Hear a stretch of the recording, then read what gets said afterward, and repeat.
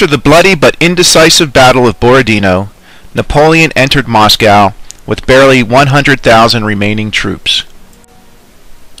Moscow was at his mercy, but the Russians refused to make peace. As Napoleon's army entered the city on September 14th, he found it almost deserted. That night, Moscow began to burn. For the next 2 months, the French troops occupied the Russian capital, while Napoleon waited in vain for the Tsar's capitulation. Fearing the approach of winter, but reluctant to abandon his conquest, Napoleon wrote the Tsar proposing negotiations. The Tsar responded with icy silence. After 5 weeks of waiting, Napoleon bitterly ordered his soldiers home. On October 19th, laden with spoils, they marched out of the Kremlin through the Gate of the Savior. It was a warm fall day. 3 weeks later, it began to snow. The Russian winter had arrived early.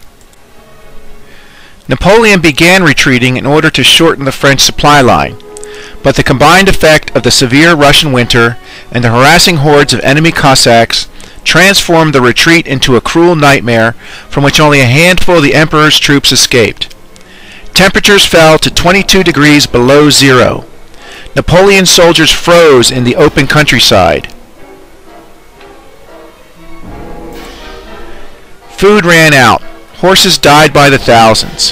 Hungry soldiers quarreled over the horseflesh. They were fighting starvation, cold, fatigue, disease, and the Cossacks. The Cossacks harried Napoleon's flanks, tearing at his army as if it were a wounded animal. Russian peasants showed no mercy to stragglers, torturing the sick and wounded and anyone else left behind. The commander of the French rearguard was Marshal Ney. Ney was the last Frenchman to leave Russian soil. For this action he earned the title Bravest of the Brave. Ney was unquestionably brave, perhaps too much so at Waterloo because he would lead reckless cavalry charges. But in Russia, his bravery saved the army. The French army barely existed as a fighting force. Napoleon watched as his army slowly died. His fighting spirit briefly revived as he fought off a hesitant Russian attack to cross the ice-packed Berezina River. The French were forced to retreat, but in Napoleon's eyes it was a victory. What remained of his defeated army straggled toward relative safety. By the end of the year, Prussia had defected, Austria had concluded a separate peace agreement with Russia, and the mood of the German rebellion was spreading rapidly as the Russians neared the Vistula. The tide had turned against Napoleon's empire. The key to Prussia's defection was Marshal York. The Convention of Torgau Armistice was signed by York without consent of the Prussian king. It declared the Prussian corps neutral. This set off a Prussian insurrection. Only later would the Prussian court approve.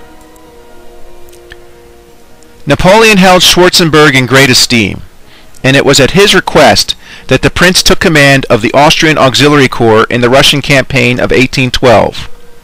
In 1813, when Austria, after many hesitations, took the side of the Allies against Napoleon, Schwarzenberg would be the Austrian commander.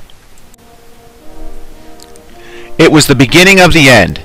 After Napoleon lost most of his army in Russia, Britain, Russia, Prussia, and Sweden united against him. Only Austria, ruled by his wife's father, wavered. But they wouldn't remain neutral for long.